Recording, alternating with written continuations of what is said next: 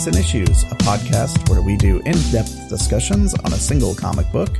I'm your host, Jonah Gregory, and with me as always, my co-host, Kieran Bennett. Hi, I'm Kieran, and I'm glad to be able to finally be reviewing Vor, the comic. I mean, you're not that far off. Nope. Because this week we will be reviewing Volume 1 of Chew, which is very different from the children's book Chew's Day, which is about a panda that sneezes. Wow, I did not know that. I think I might have read the wrong book in that case. Uh-huh. Mine was very adorable, but it was only like 5 pages long. It was weird. Oh, okay. Whoops, mine was about a police detective who eats people. Well, I don't know what your problem is, but so Kieran, 0 out of 10. Have you been reading? Have you been reading any good kids books lately, or comic books? Whatever. Have I been reading anything interesting lately? To be honest, just a little thing called Naruto. Ooh, I've heard of it. Yeah. So I've just read. I've heard that our first Naruto episode is our most downloaded episode by a margin. Yep. Sorry, Clint. We need to get Kim back on to get that anime heat. Yeah. I just read another. I've just been reading another collected edition of Naruto. It's still good. Yeah. I think I'm I'm up to like volume 40 now, I think. So I've got another 20 volumes to go. So I still got a ways before I finally finish it. But it's still really good. The Naruto Sasuke relationship, more gay than ever, which is I would hope great. So. Yeah, exactly. But yeah, it's really good. You should just go and read Naruto. You already know this. But I haven't had a chance to read any of the other comics that I have yet, including the entirety of Chew, which I brought while I was staying with you, and which you were. Well, you might be giving away the ending a little bit, because if you bought the entire series, I'm going to assume people can guess that you like it okay. Well, I don't know because I haven't finished it yet, because they're so cheap that I ended up buying like 7 of them. Wow. So who knows? Now you have them all. Maybe we'll end up with a Fables situation where let's hope not. I'm like super keen on the whole thing, and then I get to the very end and I'm just like, wow, man, you guys really fucked that one up. Mm-hmm. I hope I didn't sway you on not liking that series anymore. No, or was it the writing that swayed you on not liking the series anymore? Yeah, I was actually talking to my dad about this. Sorry to derail the podcast again, but I was talking to my dad about Fables because he was also reading it. And I was like, oh, hey, I've actually now got the whole series if you want to finally finish it. And he's like, oh, I didn't know you got the whole thing. And I was like, yeah, no, I got it last year. Oh, how was it in the end? And I was like, oh, like literally the penultimate volume is really, really bad. Pretty much everything else surrounding it is actually really good. And the actual ending of the whole series, they do actually kind of stick it quite well. But just, man, that second to last volume is so bad. Like, it's actually surprisingly awful as to like how bad it is. Just compared to everything else surrounding it, it's like, it's kind of like the start, I'm fully willing to admit, is not that good. It's kind of like average, good. Oh man, really good. Yeah, really good. Oh wow, so bad. Then you kind of stick the landing. So, yeah. So overall, you came away with a bad taste in your mouth. That's what you're saying? It was kind of like someone gave me like the best piece of chocolate cake that I'd ever had in my entire life. But while I was eating it, they were like, oh, but you also have to eat the fondant icing at the same time. So it's like, oh, okay, well, I mean, this is still good, but why did you do this? But it's all sugary and it's just there to look cool. Everyone knows that. It's like the Cake Boss cakes. I was always like, who wants to eat all that fondant though, dude? Like, right? Right, when they do like extreme cake making and they're like, I've made a bulldog cake and it looks like the queen and I made a little crown on it. And I'm like, that's just made of fondant. Like, it's basically inedible. Did you see the Comedy Bang Bang clip where Paul F. Tompkins is the Cake Boss and he's Scott Aukerman asks him, do you ever think about how yours is the only art form that passes through people's rectums? And he's like, that's all I ever think about.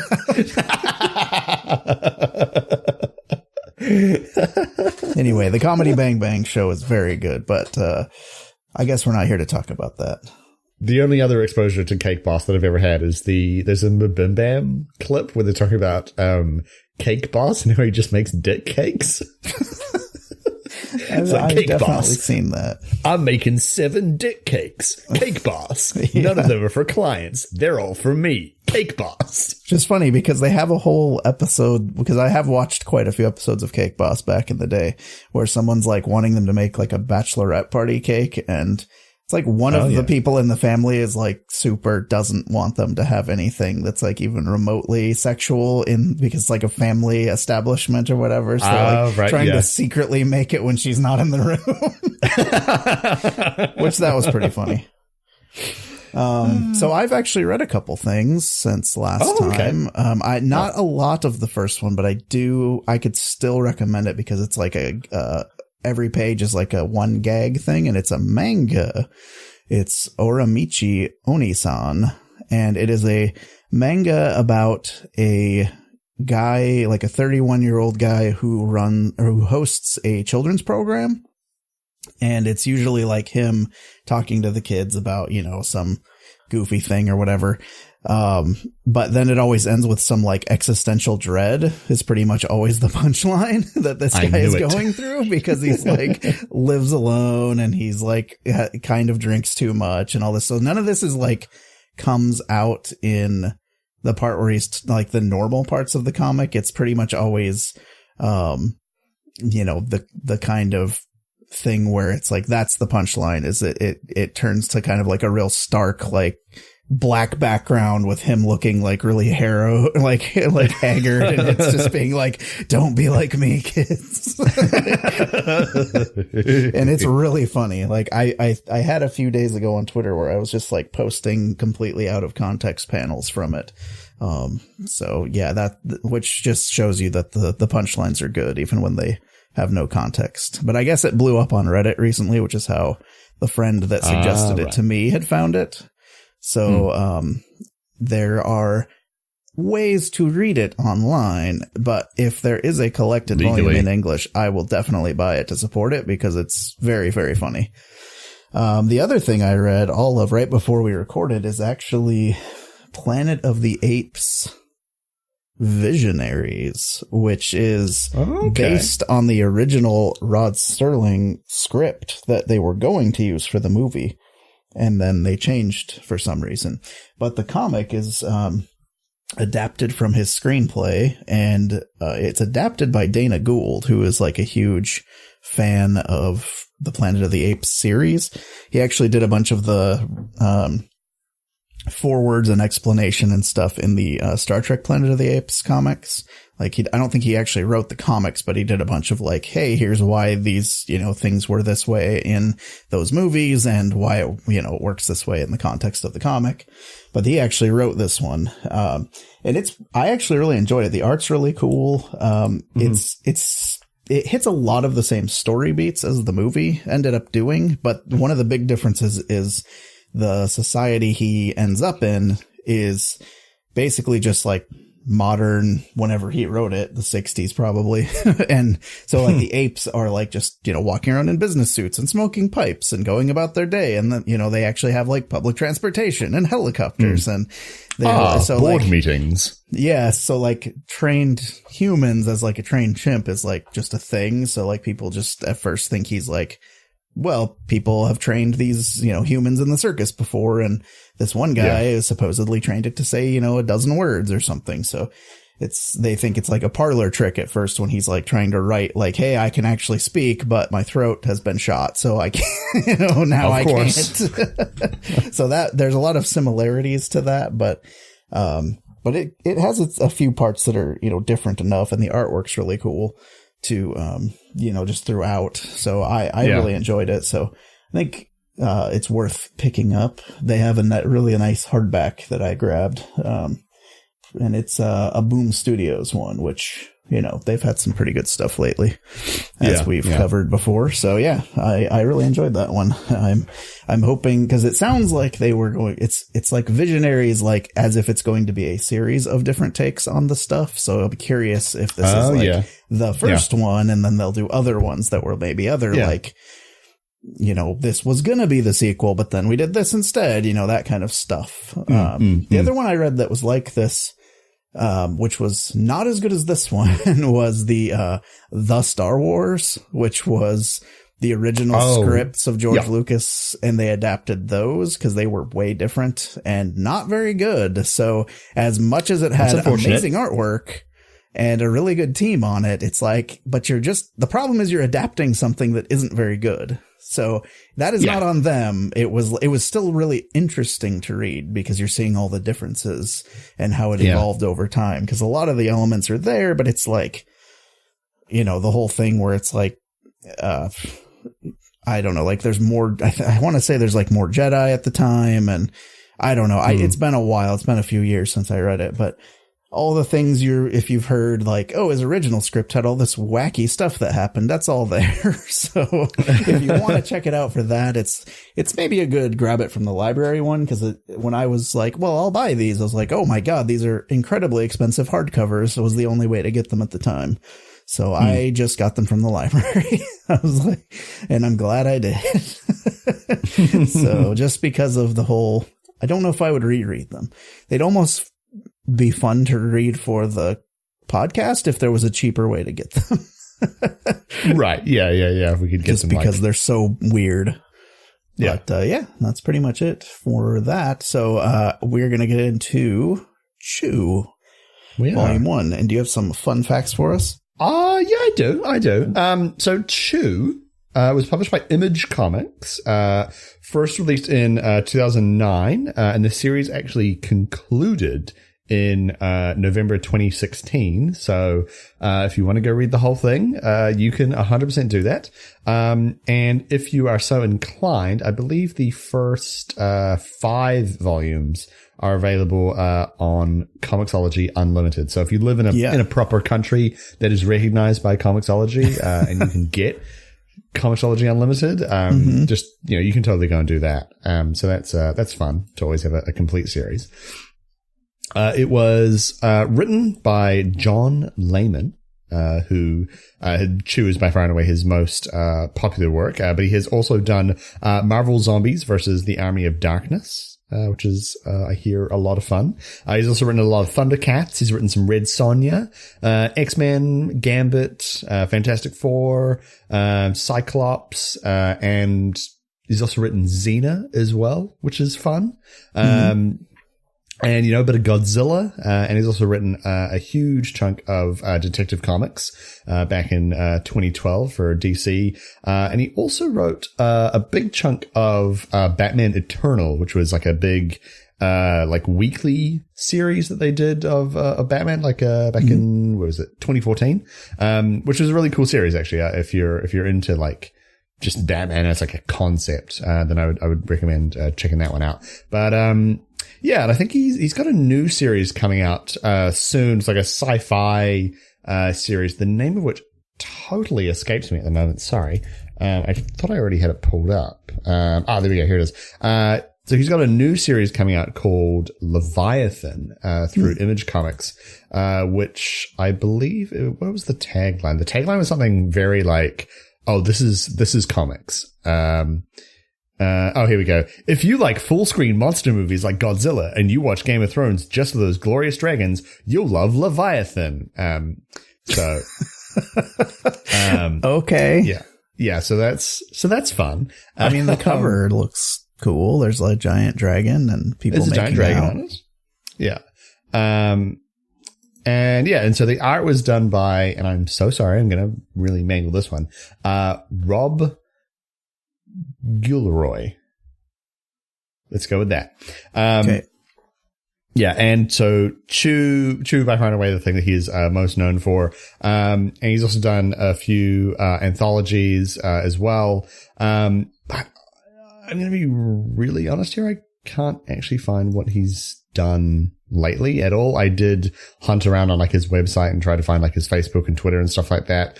But I really don't know what he's done since, which is kind of unfortunate. I think he does also have a new series coming out soon, which is fun. What was it called?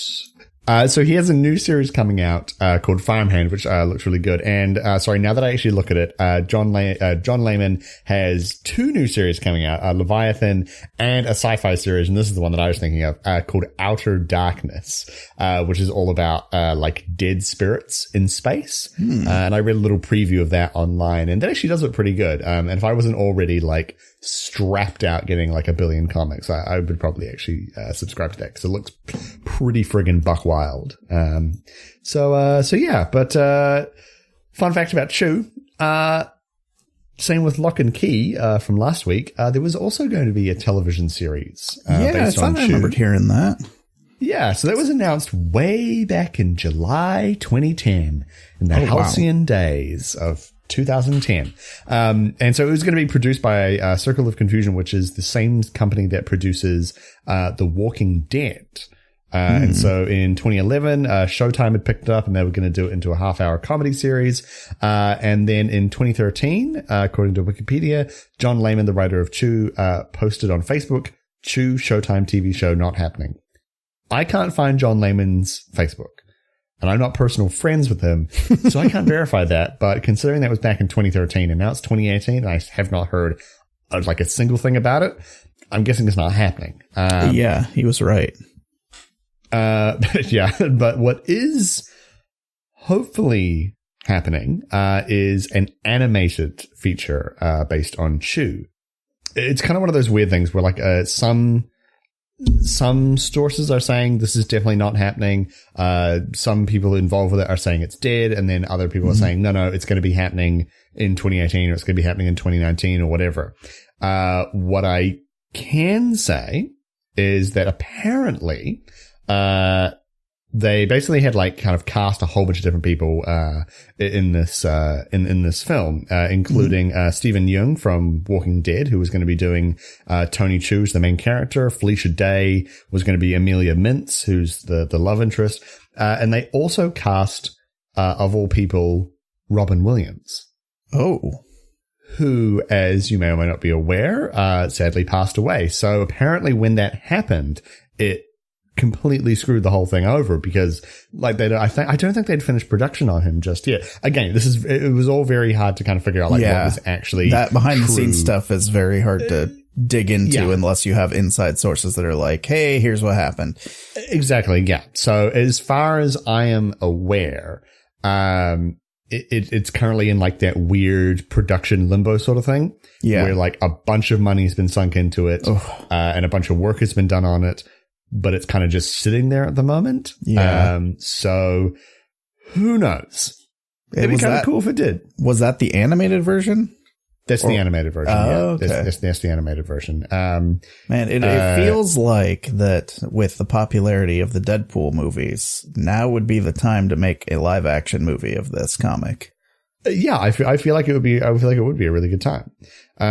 There's also a card game as well, which I thought was kind of fun. Yeah, I also vaguely remember that. I think I've seen that at my shop before. Yeah. I've never played it, so I've no idea if it's any good. Maybe it's trash. Who knows? Yeah, it's probably fine. Yeah, it's probably fine. So those have been your fun facts. I hope that every week we review a comic, there's a TV show about it, because Hollywood is buck wild and it makes for good fun facts. That is why Neil Gaiman has said on multiple occasions he does not believe it's going to happen until he is sitting in the theater at the premiere, and even then he has his doubts. Yeah. Because pretty much everything he writes gets optioned at some point. And a few of them have made movies, and a lot more of them have never happened.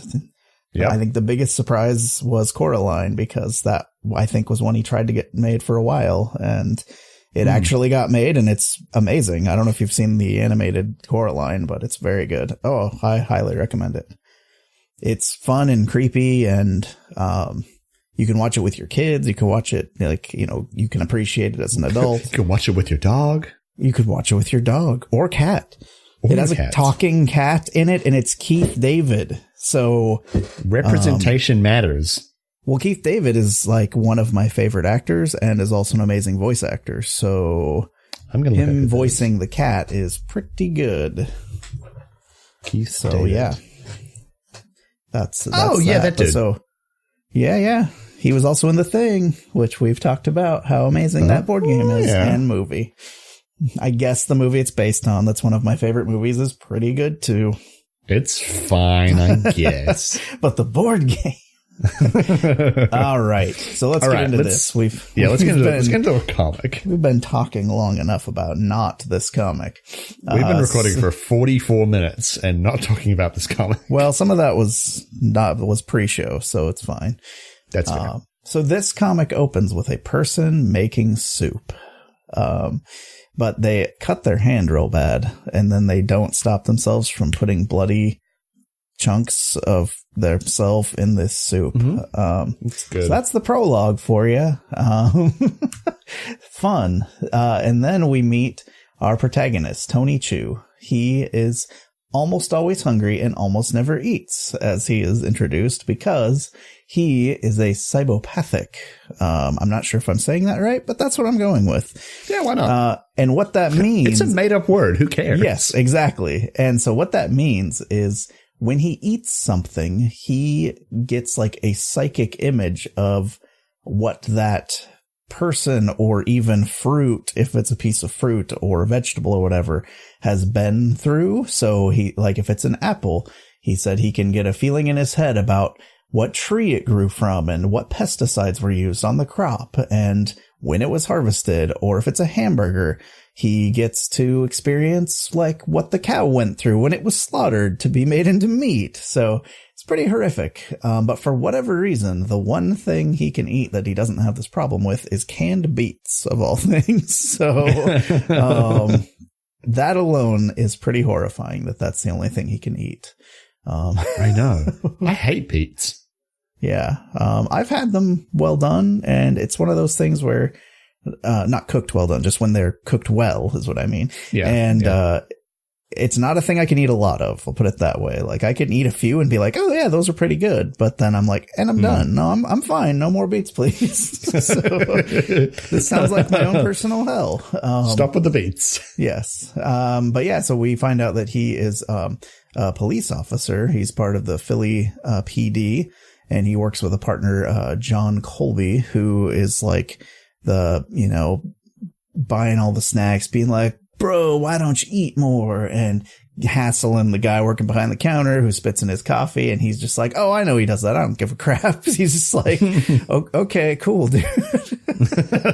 And I like it. Yeah. And they're actually on a stakeout, and what they're looking for, what you think at first might be some kind of drugs, because, we don't really know what's going on. One of the guys that comes out holding these bags, and they're using infrared to kind of see inside, and whatever it is, he has a lot of it. It turns out it's Chu's brother, and he used to have a cooking show, and he went kind of crazy because it turns out the FDA has banned chicken because of the avian flu. And so his brother, who was now being forced to cook with a chicken substitute that, according to everyone in the comic, doesn't taste good at all, he kind of went nuts on air and got fired. So, yeah. This is like, hang on, how many pages does it say? This is like 3 or 4 pages in. Yeah, so it's like 5 pages in, and I was like, what the hell? Yeah, it gets weird very fast, and that's like very quickly. Even if you ignore the whole, person that has psychic eating abilities, it gets weirder from there. So yeah. So I feel like even if they just took that out and it was just like a normal quote unquote police procedural, it would still be very odd. Yeah. So when they're going to go in and bust these guys for having chicken in their restaurant, they're basically a speakeasy for serving chicken, that it was not drugs at all that people were sneaking out. They're stopped by a very, very large man with a monocle, named, Mason Savoy, and he's an agent with the FDA. So in this universe, the FDA are basically like the FBI in most police procedurals, where it's like, this is our jurisdiction now, but it's the FDA is the gag. Yeah. So this incredibly large man basically steps in and tells them, hey, you can't do this raid because you're basically going after, the small change and we're trying to do like a huge bust. So, that's also the typical police thing. But the two of them, Chew and his partner, get to go in and like actually eat some chicken dinner. But when he eats a bite of his soup, it was the soup from the prologue. So he gets flashes of a person that had his finger cut off. And so, of course, he gets really sick feeling. Everything. Yeah, there's like this massive double splash page of like Tony at the very sort of left, looking very horrified at his soup. Yes. And then just like dozens of little teeny tiny panels of like people screaming and like cutting and the soup and blood and eyes. And it's very disturbing and kind of, it's quite cool. It's yeah. Yeah, when I first read it, it was on my phone's Comixology app, and I was like trying to zoom in to see what all was going on. So basically he finds out from eating this that person was eating people because of his psychic flashes. He found out that the guy that's the cook at this underground chicken restaurant is a cannibal and was murdering people and eating them. When they burst into the kitchen to, try and stop them, his partner is hit in the side of the face with a giant meat cleaver and is taken out of commission. That's it goes real bad real fast. And then the guy that he's after, instead of turning himself in or letting Tony stop him, he cuts his own throat, and it's a very, very messed up scene. And he knows that he has all these victims. I think he said 13 or 11 or 13. Yeah, victims. Yeah. And basically to find out where they all are and all this stuff, Tony kind of snaps and jumps on the guy and takes a giant bite out of him so that he can learn where all the victims came from, so he can end all these open cases for all these missing people. So it's like he does a good deed in a very bad way is what ends up happening. But the guy did cut his own throat, so he's pretty messed up in the first place. And of course, when he's getting chewed out by his boss, sorry, I didn't do that on purpose, I swear. No, you did. That's fine. Savoy shows up and basically says that he's being recruited by the FDA because of his abilities. So he's like, yeah, you don't work for them anymore, so your current boss can't actually do anything to you because your power is more useful to us to track down, these real criminals than it is to like fire you. It's like a waste of your talents. So yeah, it's a very strange and kind of horrific opening. What did you think of this first one? I really liked it. I thought it was a really good first issue. I think it does a good job of kind of giving you a not to pile on like another food related pun, but I think it does a really good job of giving you. It's impossible not to. I know. It does a really good job of giving you like a taste of this incredibly bizarre world.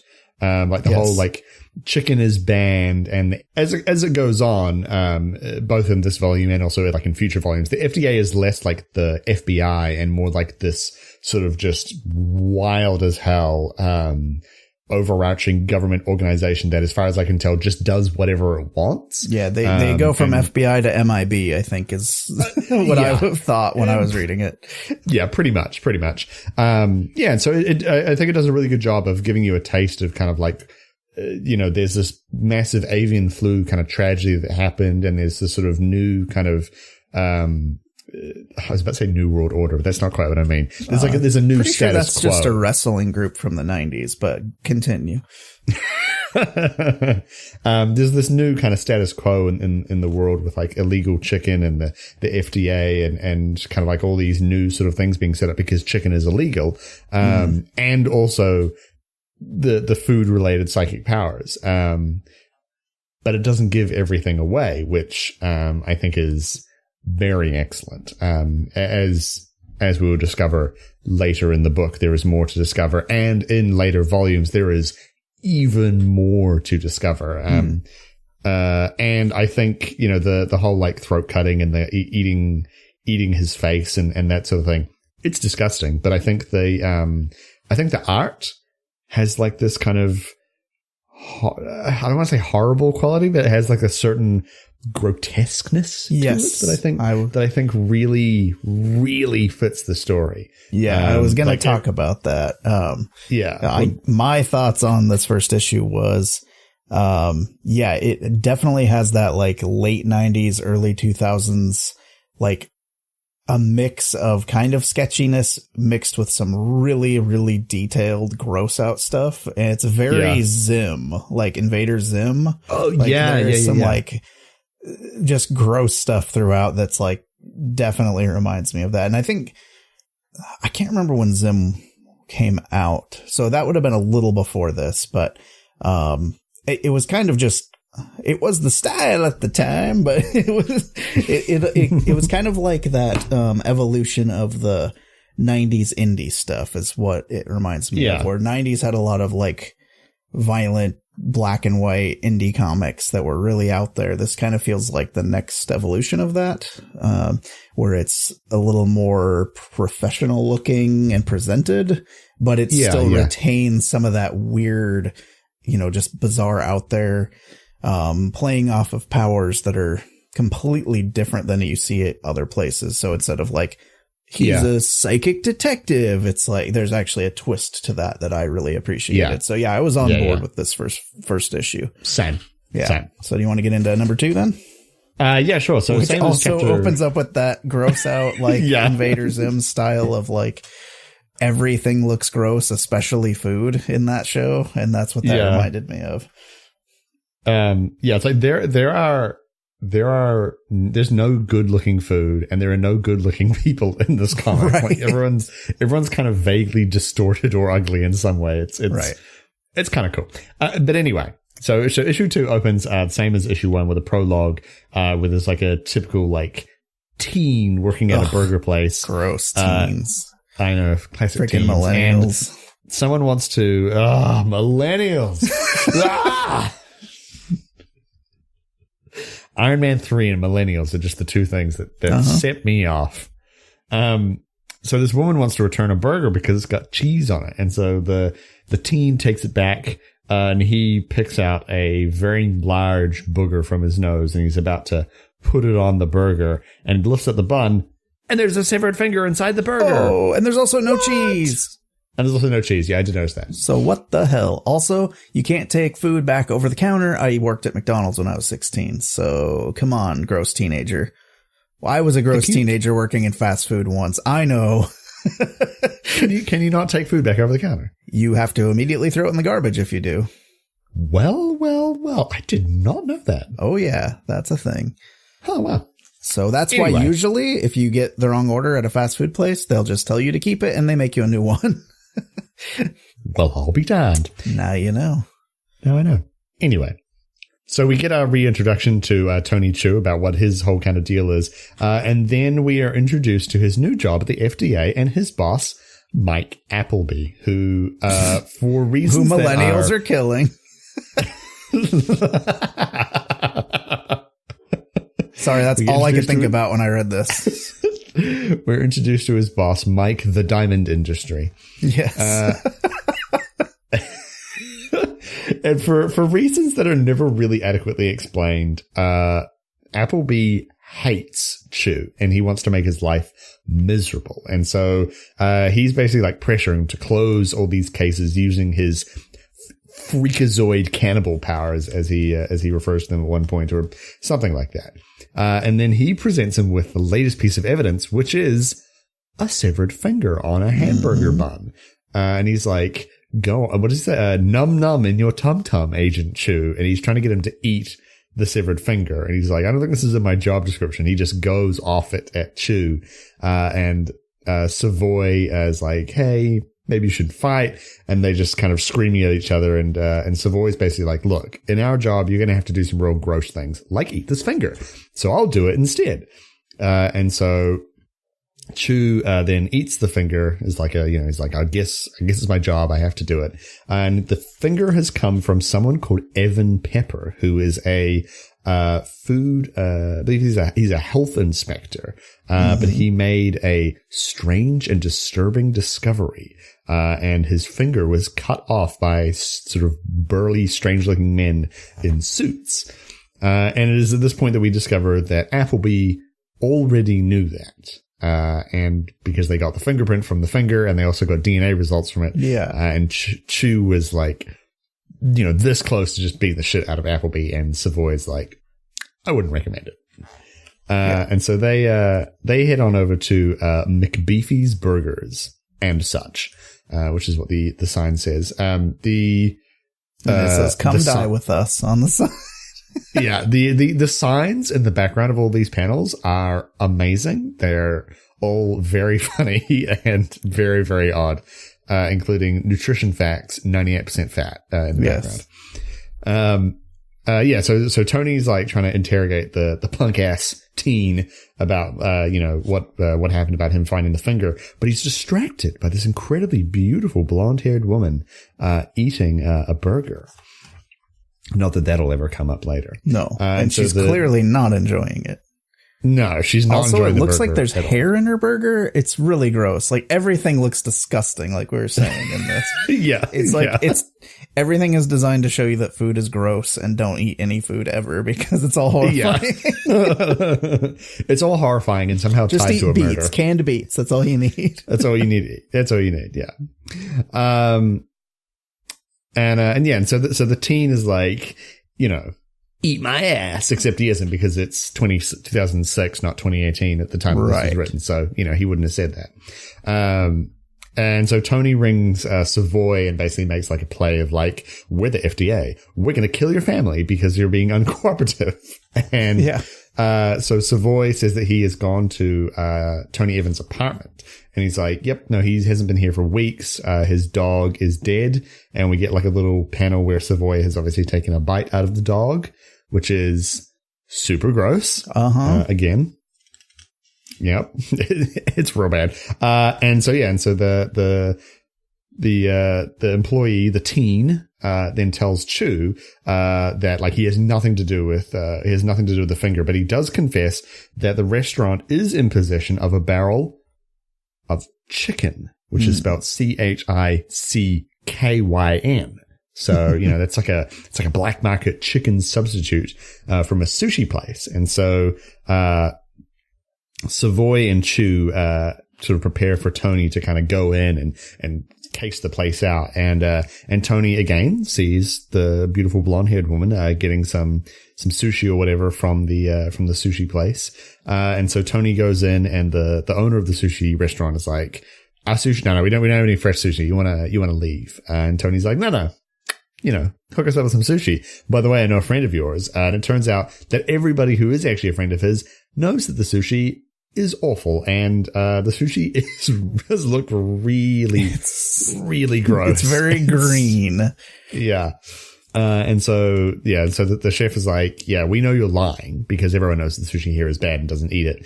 And so Tony's like, no, I'm with the FDA. And they're like, sweet, now we're just going to kill you even harder. And then it is at this point that Savoy, who is, I would also like to mention here, very wide and kind of like, I guess fat, but also just like a really massive dude. He bursts in through the window wielding two, are they kunai knives?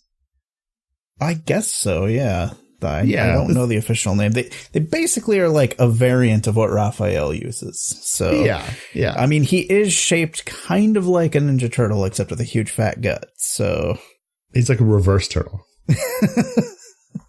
His shell's on the inside.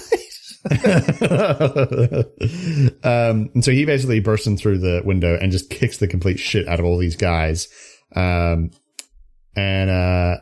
so everyone gets arrested, and they're like, yeah, we did real well. And the last page is of some guy in a suit approaching a man in a sort of cowboy hat in a room full of frogs. Mm-hmm. And he's basically like, yep, our operation got busted by this guy named Tony Chew. And so the guy in the cowboy hat's like, $5 million to whoever takes him out. And that's the end of issue 2. Yep. So what'd you think? I enjoyed it. It was, It kept things moving. I kind of like that it reset things up. Because it was like issue 1 was like, here's Tony Chu and here's his day to day. And then he got the new job. So it was like, hey, here's Tony Chu and here's his day to day because it had changed, which I thought was pretty clever. It also was a good chance for like, if you missed issue 1 when it was coming out month to month, you could grab issue 2 and still know what was going on. Which I thought was kind of clever. The fact that I said he looked like a Ninja Turtle, I don't think that was an accident, honestly, because the fight scene where he's fighting all the Yakuza guys felt straight out of a TMNT comic, like all the poses and stuff. So I'm like, that must have been, I'm assuming and hoping that was some sort of inspiration for that fight scene because it was very cool. I would assume so. Like the kind of like the tone of some of the stuff, like it feels like they've read a lot of Ninja Turtles. Yeah, for sure. And, it's, I don't know. It was gross. It was funny because I think the reason, because I had volume 1 a long time ago in print that, Brittany had bought and read and was like, it's good. And then anytime someone would tell me the plot, I'm like, that sounds horrible. Like not horrible bad, like horrible disgusting. And boy, was I right. I don't know if 2010 me would have been ready for this or whenever it was I owned it. I've changed a lot of these last 8 years. Well, I didn't have kids back then, so things grossed me out more than they do now. That's true. Tell you, kids are disgusting.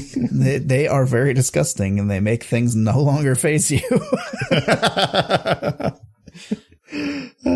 So I was on board. I liked the. I like how they're kind of playing with the cliches of the boss who's a jerk and the partner who it's like they're there, but they're not. I don't know. They're done well, I guess is what I'm trying to say. They're not. They don't feel like cookie cutter and boring like most things that would use those tropes would. Yeah. I think that's the big difference. Agree. Yeah, but the story does kind of follow. Oh, not really the story, but like the kind of the things they do, like where they're investigating this and they're interrogating someone, and then they go and do like a kind of like a bust. Like it feels like they're kind of following like a pattern in a way. But everything kind of surrounding it is like really fresh. And so that kind of, unlike the food that's presented, that makes it like, feel like quite fresh and interesting. For sure. Yeah. So I thought it was a really good second issue. Okay, cool. So, moving on to number 3 already. This one, and it moves pretty fast too. So that's why we're kind of flying through, these issues. So Tony is at the hospital talking to his partner and kind of saying, hey, here's all the crazy stuff that's been happening. But his partner is completely bandaged up to the point where you can't even see his face. So he's talking about and that it goes back 3 days earlier, and you see a guy on the bus reading a newspaper article and then running off the bus to throw up.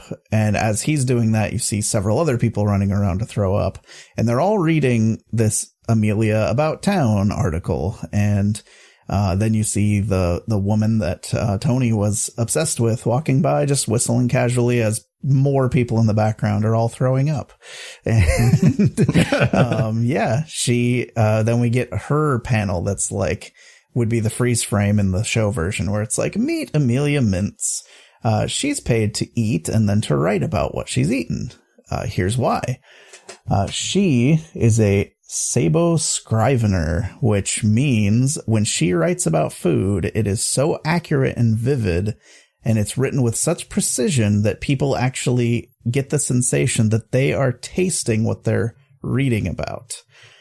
So for whatever reason, she has gotten bored with her job and now will only write about restaurants with a health grade of D and below, which is why everyone's throwing up. And it's also why he keeps running into her at these terrible restaurants. It's so funny. And why she looks so happy to be eating the horrible food in those restaurants is because she's basically trolling all of the newspaper's readers. So amazing. And it's very, very good because that is not where I saw that going when everyone was throwing up. And again, it's like a superpower that I have never seen before, which I really appreciate. Yeah. And it's such a dumb one that I love it because she does use it to her advantage later in interesting ways, which I appreciated. And then back at in Tony's office, you know, he's getting chewed out by his boss again. He's like, hey, what have you been doing? And he basically lists like all these things he's been doing. Like, I've put out, you know, searches, I've done all these analysis, and he's just going on this huge laundry list of people. And he's like, so basically you haven't found anything yet. I hate all your excuses because you sicken me, Agent Chu. You revolt me. Yeah, because he has to just hate him. And, you know, he basically is like, he both always is pressuring him to use his power to solve cases, but always saying how much he hates him and that he's a cannibal and a terrible person for using his power. So I have a feeling this guy has some real Chu power envy, or whatever the hell it was called. Psychopath. Cybopath? Yeah, that's the one. Cybopath? I don't know. I was thinking of the Psycho Crusher from M. Bison, but very different power. Slightly. So Savoy and Tony are discussing the case with the guy with his finger cut off. Is that correct? He was the one who they've been trying to figure out what was going on with him or where he ended up. Because he was a health inspector, which, you know, food is all like tied up in everything in these. So it's kind of all connected, but they haven't really found any leads. And then the boss comes out with puke all down his front because he's just been reading the review of the sushi place. And so he gives Chu the assignment to go get Amelia Mintz basically fired by the end of the day. Like, he wants her, he wants Tony to go arrest her for no reason, but he's like, well, she's a menace because she's making people throw up on purpose. But it's like, they don't really have any grounds to go in, but as they're kind of establishing, the FDA can just do whatever the hell they want anyway. So, exactly. Yeah. So he's like, well, I couldn't do it because, you know, he's doing the normal protagonist thing of instantly falling in love with a person he hasn't even spoken to yet. And being like, she's my dream woman. And then we see all the people in line waiting to complain, but there's a bouncer, security guard type dude. Yeah. And they all have puke all over themselves. So yeah, they're all in line, but there's this guy in line who said, I don't have a complaint. I have something to show her. It's something I've never seen before. It's a fruit. And he's kind of just brushed off at first because Tony cuts the lines. He's waiting in line, and Savoy's like, you don't wait in lines. You're in the FDA now. So he just pushes his way through to the front and is let right in. The security guard has him open the little, or has the other guy talking about the fruit open the case for it, and it's like a beam of light is shooting out of it. So something is going on with whatever that is, whatever the fruit or something that he found was. Meanwhile, these guys who are dressed in like French berets and stripes, like mime gear, I guess, for some reason, all break in to the offices as well and start. You know, thing that kind of bugged me a bit was when they're talking to the security guard, they're like, you're going to take us to, or, you know, he'll let us in, and then they just shoot him. It's like, would they though? Like, I don't know. There's something about the bad guys that shoot indiscriminately that really bothers me. So it's like, you already have him at your mercy where it's like, oh, well, now he has to let you in, but they shoot him still. I'm just like, okay, that's a trope. But you got to know that they're bad. That's a trope that can go away like forever, anytime. Whenever it's ready, it can go. Yeah, it's bad. It's a bad one, guys. Let's stop that one. But yeah, Tony is finally getting to meet, you know, his dream woman. So he's going on about how, you know, I saw you last week twice at these different places. And he just has this whole like soliloquy of talking to her and them connecting and all this. But of course, that was just in his head. And really, he just kind of mumbled something about being in the FDA. So, and then he just she's like, really sweaty. Yes, he's also very sweaty. It's very good. And then as they're, you know, she's like, oh, so you're going to arrest me. Then the mime guys break in, and they say that they're Egg, which is an organization that believes that everything that they were told about the bird flu and the American chicken prohibition is a lie. And this has kind of been coming up a little bit here and there where like there's conspiracy theories out there. And basically Savoy kind of already told him like, hey, it's, you know, it's not all like it's been presented to the public. So you're kind of been getting hints that something more is going on here. And, you know, radical group that thinks they know what's going on. So Tony pulls his gun and kind of gets the drop on the main dude, but there's several more of them that also have guns. So they're like, well, you won't be able to take me out and still survive. So they're kind of in a standoff until what's her name again? Amelia Mintz. Amelia, that's right. Okay.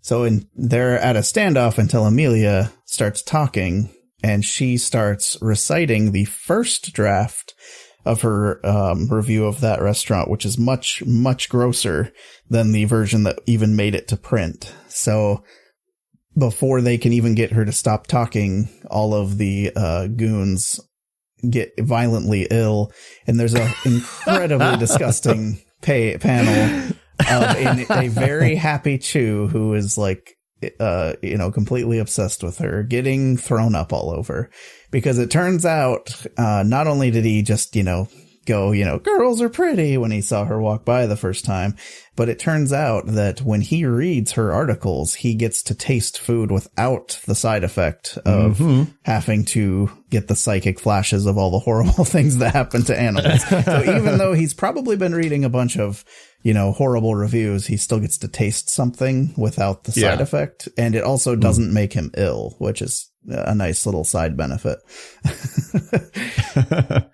And then he said, after that, Appleby showed up, you know, they get into a big fight again. When he was finally done with that big argument and turned around, Amelia was gone. And he even like tried to track her down, went to her apartment, you know, and checked back with her office. And she just had left a note that was like, be back in a month or maybe 6 months or maybe never. Yeah, actually looking at it now, in the background of them fighting, you actually see Amelia approached by the man with the fruit in the box, and he actually talks to her, and they actually leave together in the background. Interesting. Yeah. Which, I mean, then obviously kind of explains the very next panel where she's like on a plane with him going somewhere. Right. So then they end up in she takes off in a plane with this mysterious guy that has this fruit, he thinks, in a box that glows. And then Tony, it goes back to the present. He's talking to his friend, and he's like, so what am I supposed to do now? And it's revealed that the guy wasn't his friend at all. He's just like, I don't know who you are, and you're freaking me out. Please leave. So when he finds his friend, and he's like, hey, long time no see. And it's like, oh, it's been keeping me busy. He's like, anything new? He's like, no, nothing. Because he doesn't want to repeat his story. So a great end to this volume or this chapter, I thought. It was very good. Yeah. So what'd you think on this one? Oh, I thought this one was great. I think Amelia has really cool power. And the kind of the introduction of her was just mwah. So good. It was really, really interesting, and just like, just a really cool kind of concept and a cool way to explore it. And then kind of her coming in at the end and basically saving the day, by making everyone throw up was very funny.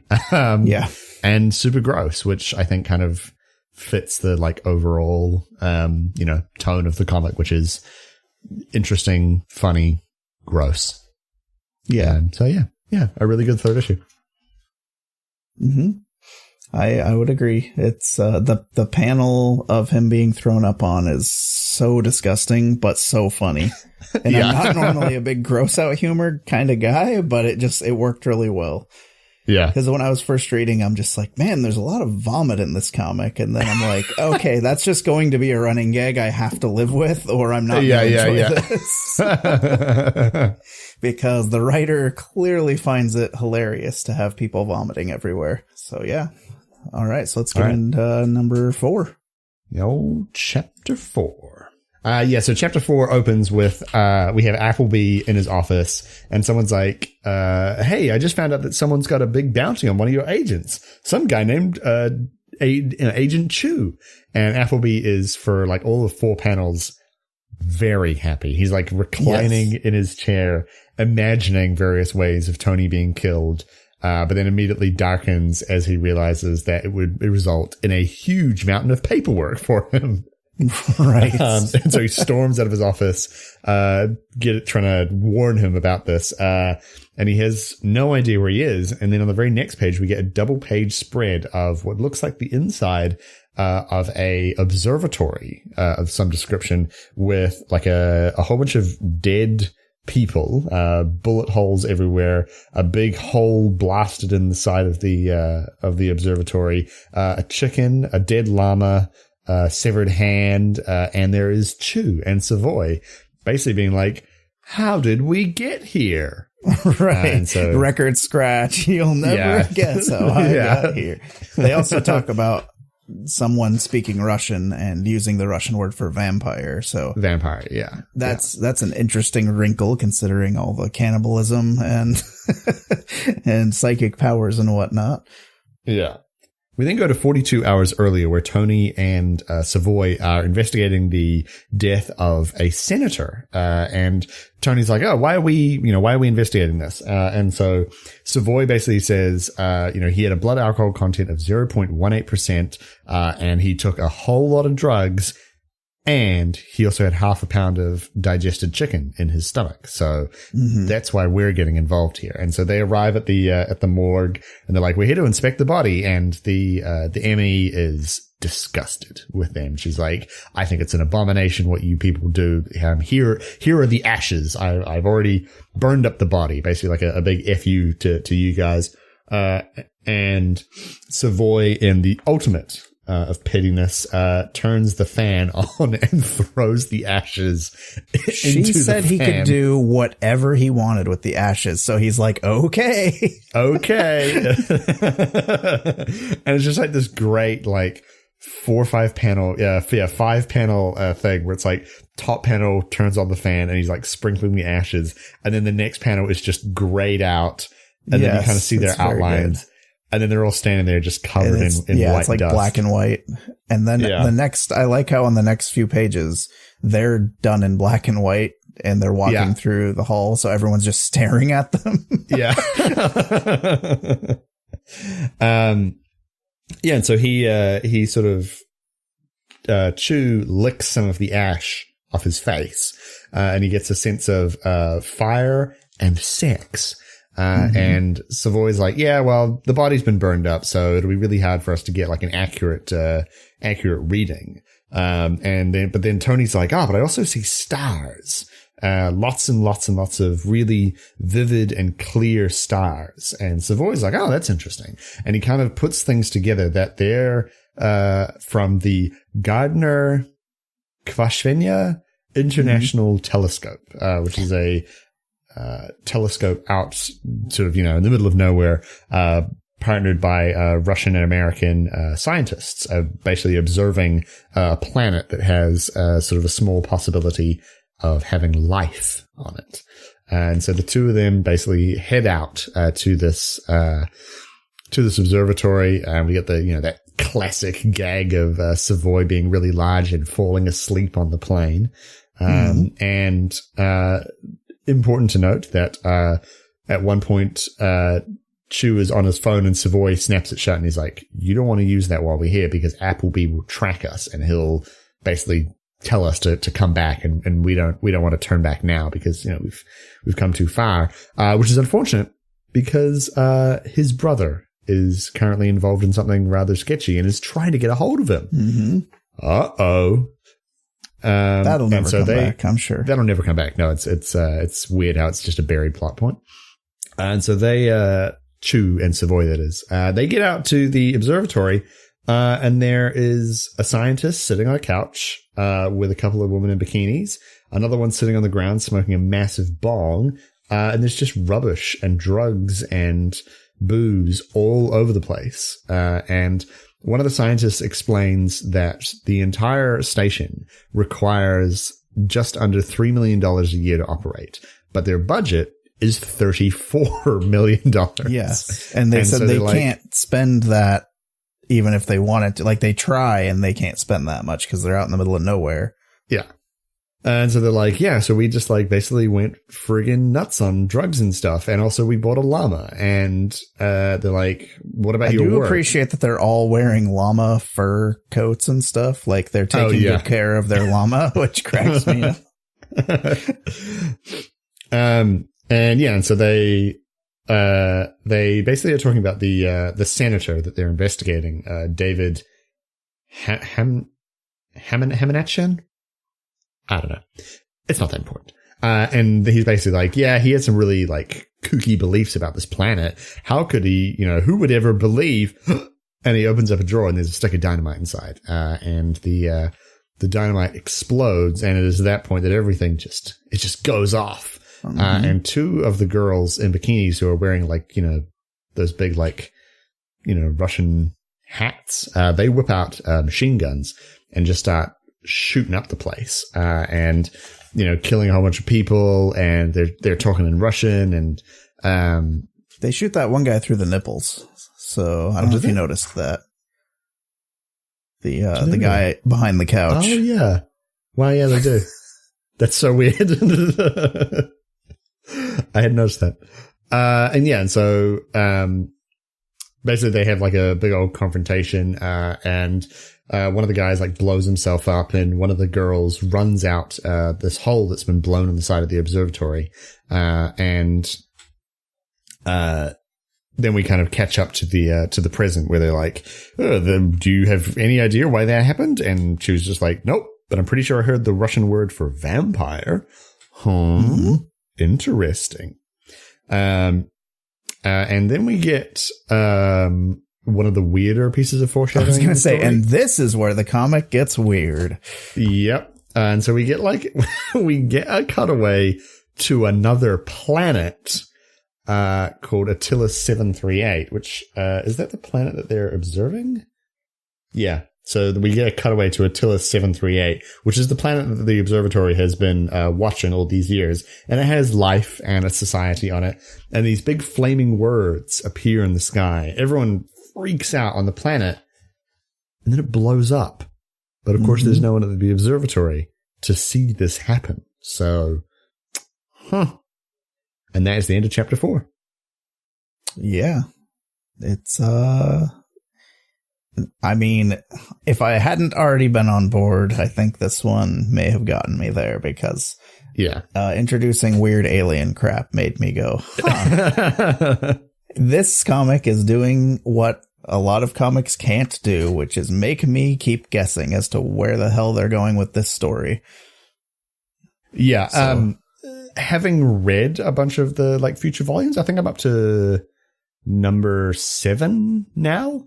I'm actually really impressed with like how much they actually foreshadowed and kind of like put in the story from the beginning that then kind of plays out later in the story.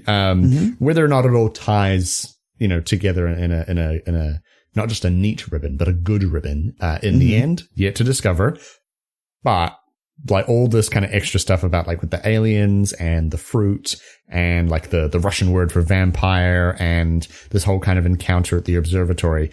It's not all just like scattering seeds into the ground and kind of hoping that something sticks. There is like a definite kind of through line of like, as you sort of keep reading the story as it goes on, it's like, no, this was obviously like very much planned from the beginning, which is, you can always kind of tell when that is the case with a story, I think. Usually, yeah. It's usually pretty obvious. Yeah. So, yeah. So that goes into our, I believe, the final one in this volume, number 5. Yes, number 5. And this opens with Tony getting smashed in the face with the butt of a gun, and then a lot of blood being splashed in his face, much like the vomit was earlier, but he's much less happy about this. But he's talking about how it's, this is me like seconds after his partner took a bullet that was meant for him. So a little bit of foreshadowing what's to come in this volume. And, then we see him taking a bite out of a freeze-dried dog, that's been kept to keep it from getting even more putrefied than it already is. And he's understandably looks horrified. It has some pretty good detail of like stress lines and sweat on his face as he's trying to do this. Yeah. But he talks about how this is how the story ends, and it reintroduces him again, but we see him like very beat up now, and it says after today everything changes. So this is going to be a big turning point issue is what they're hinting at. And then it backs up again like it's been doing, which, you know, it's a fun way to kind of say, hey, bad stuff just happened. Now let's go back and see what that bad stuff was. Yeah. So we see an FDA raid that's going down, and there's a big fight between like a gang, like a mob gang type dudes who are, I guess, punk mobsters. I don't know. One of them has a mohawk is what I'm trying to say.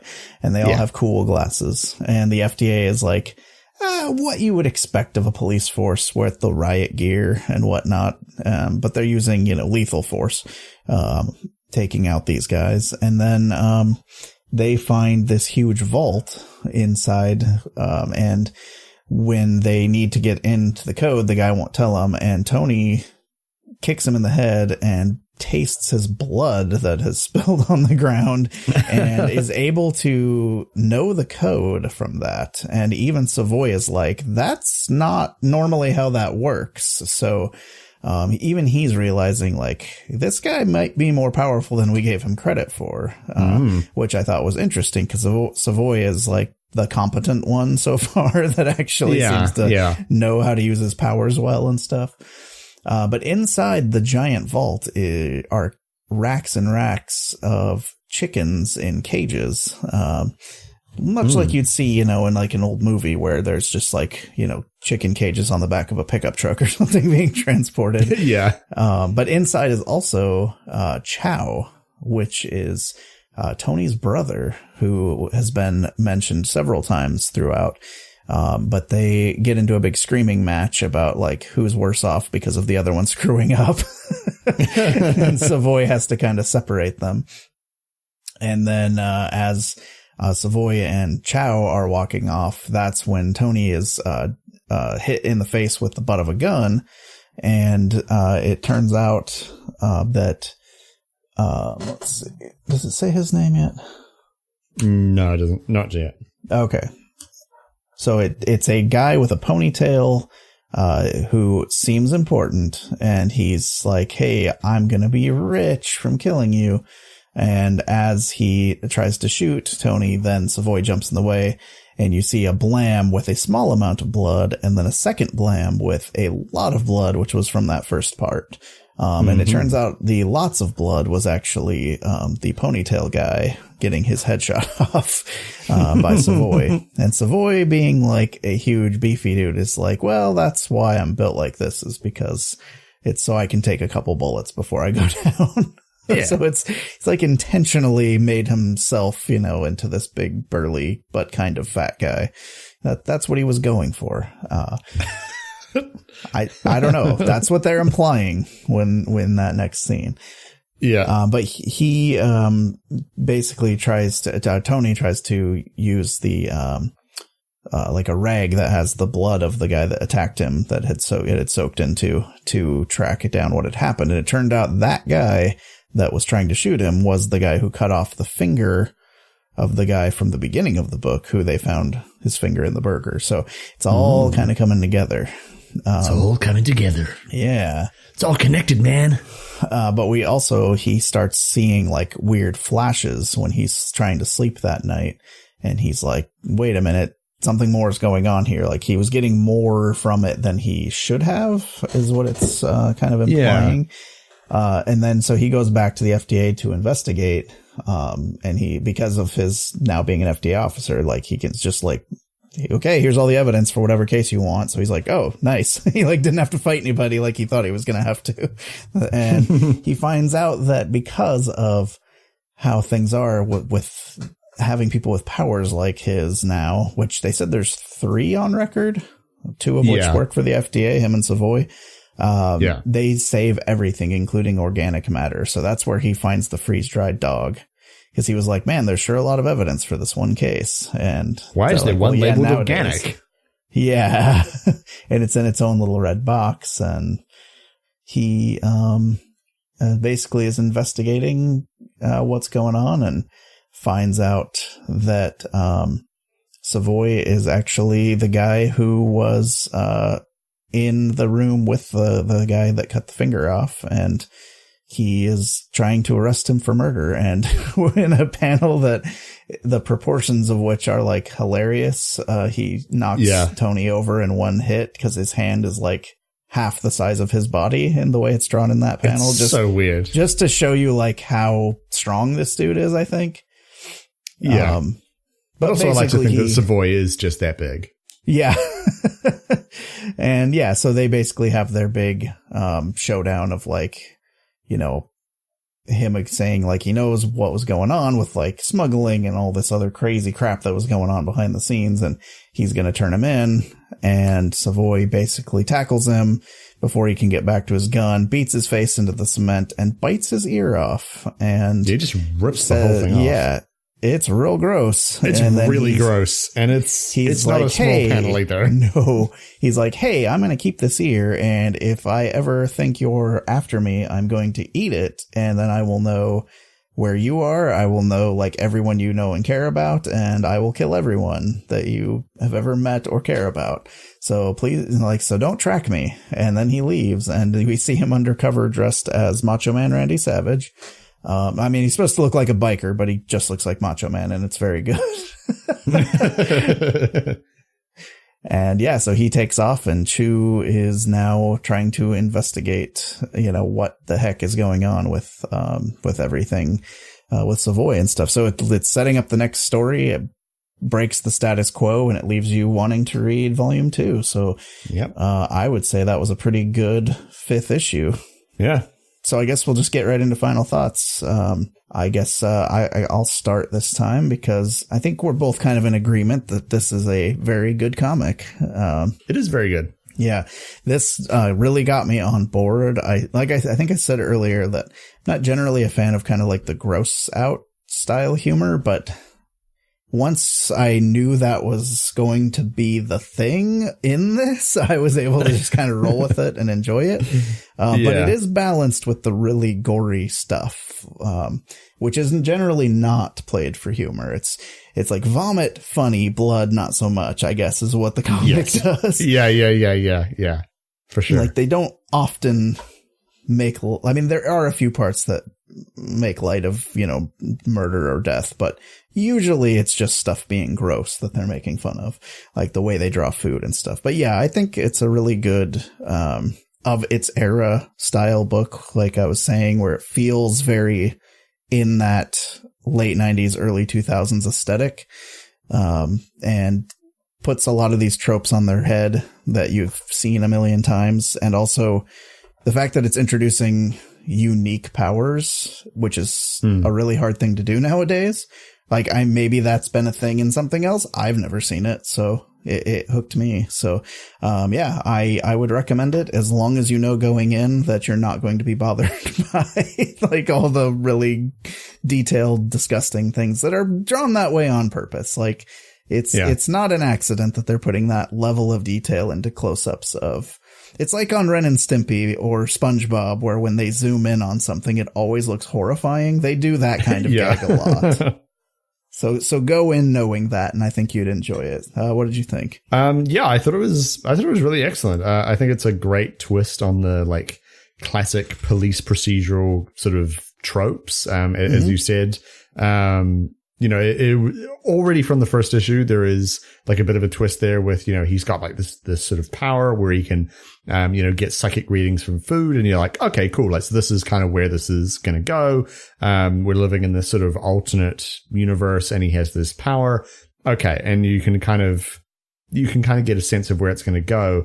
But I think one of the strengths of the book, and I think one of the strengths of the series, is that it does a really good job of just like constantly keeping you, on your toes and always kind of guessing like, you know, what is this going to relate to? What's this going to play into? You know, how is this going to develop?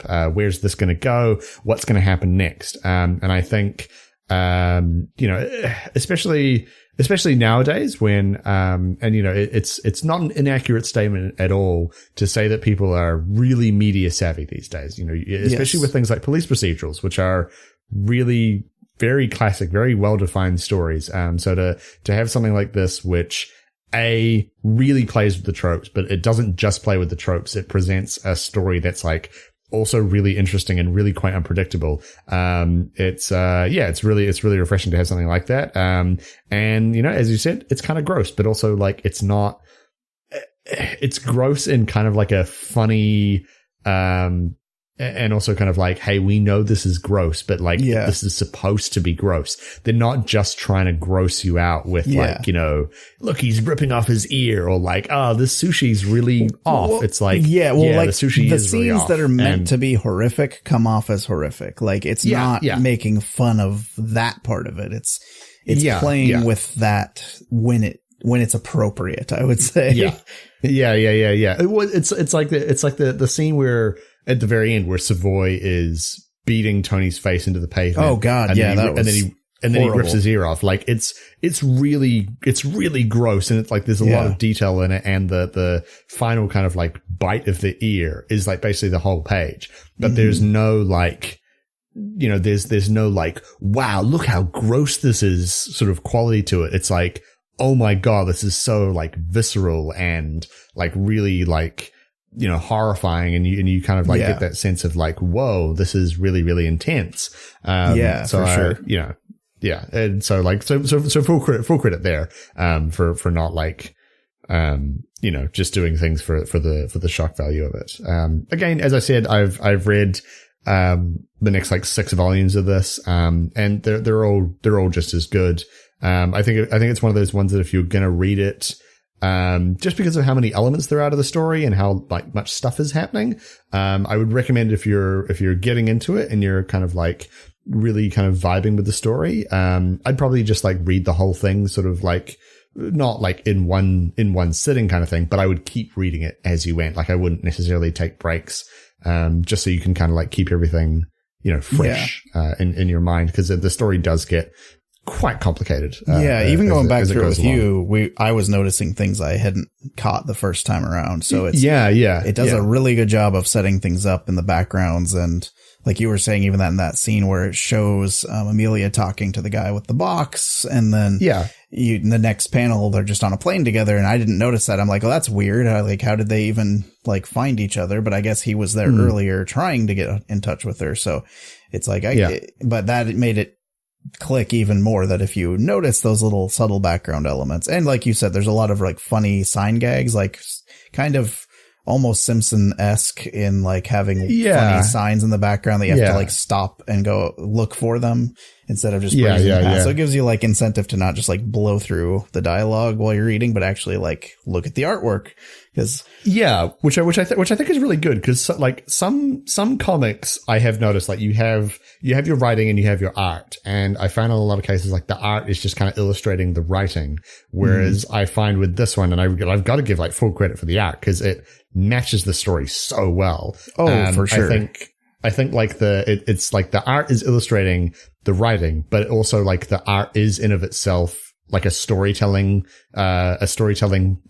medium as well. Like there's so much stuff happening like in the background, and there's so many like little bits and pieces here that you can pick up just by looking at the comic, let alone just reading it. So you know, that's a real like level of skill, I guess you could say, where the two are really like meshing together really well.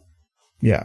So, and it's good is what I'm saying. It's very good. Yeah, I'm very glad we went back to it because it's been on my list for years at this point, and been recommended to me a lot. So whenever those end up actually being something I enjoy this much, it makes me really happy because I kind of find that I guess it's hard for people to predict what my taste is going to be when they recommend comics because I get recommended a lot of stuff that ends up being fables. So anyway, we're going to call Hey, whoa. I do not call me out on the net, all right? You didn't recommend that to me 7 years ago or whenever it was I read it. It's like 10 of my friends that I knew at the time did. But yeah, that's my punching bag, and I'm sorry to the Fables fans for always bringing it back to that. But, I'm just saying the creator of that, I think, made enough money off of it that he can take a few punches from me. Probably. Yeah. So Kieran, where can people find you? You can find me on the don't net. give them your address. I have to reiterate every time. Yeah, just so you know, I'm not asking for that. Just web presence, please. You can find me on Twitter. I'm at Mr.K_Bennett. You can also find my Dungeons and Dragons podcast, which is for Crits and Giggles, and that is at for CNG Podcast on Twitter. So go and check those out. Jonah, Awesome. Where can people find you online? You can find me on Twitter at Spambot, and I am pretty active on there these days. And also the show is at Inks and Issues, and we've been posting, when we find deals, Comixology stuff or whatever, but also when things for the Patreon go live. So if you're not a member of the Patreon, go to patreon.com/inksandissues and help us make the show, because we are still paying the majority of everything out of our own pockets. We pay Logan to edit, and for hosting and all that stuff. And it's like, yeah, podcasts are free, but they're not really free for the creators of them. We make this show because we love it. But if people that are enjoying the show want to help us keep making it, that would be super cool. And also we have really cool stuff to unlock. People that are, even at $2, you get the episodes basically as soon as Logan's done and we can get them up to you. We get them up to you. So you get them early. You get a link that you can import to your own podcast catcher, whatever you use. Or you can just download them right in the app, whatever's more convenient for you. So yeah, it's good stuff. And then right now we have the voting for September, because this will go up and that'll still be running. So I can actually mention that on this episode. And, right now the votes are in favor of Next Wave Agents of Hate. And that is going up against This One Summer. So we will be covering one of those books in September. So if you are at the $5 and above level, go over there and vote while you can, because we would love to get more feedback on that and more people suggesting comics so that we can have you vote on. Tell us what you want us to review. But yeah, I think that's about it for us. Patreon.com/inksandissues. That name again is Mr. Plow. All right. We will catch you all next time. Goodbye. Bye. I love you. Chew and swallow. Chew and swallow. Chew and swallow. It's what I like to do. I said chew and swallow. Chew and swallow. Chew and swallow. It's what I like to do. With a munch, munch, munch, and a munch, munch, munch. Munch, munch, munch, and a munch, munch, munch. Munch, munch, munch, and a munch, munch, munch. It's what I like to do. You may be giving away the ending a little bit by saying that you bought the entire series. But no, this one's been on the list, but this is also the one that, we've been kind of, wait, was this wasn't the voted on one, was it? That was Lock and Key. I'm sorry. I was getting myself confused. So that can go away. I'll just back up. How dare you take 2 steps back? I should take 2 steps back off of a short pier. That's how that saying goes, right? Yeah. So he actually also has a couple new things coming out. One of which is Farmhand, which looks quite interesting. And he also has this other series coming out called Outer Darkness, which oh my god, I completely fucked this up. Logan, cut all that out because I'm going to sound really stupid because I got it completely wrong. Oops. My bad. So this is what happens when you spend all of your days just going to work and then coming home and having a nap. You get really confused. I can't believe you've done this. I can't believe you've done this. Okay, yeah, no, okay. I have got it right. I've got it right this time.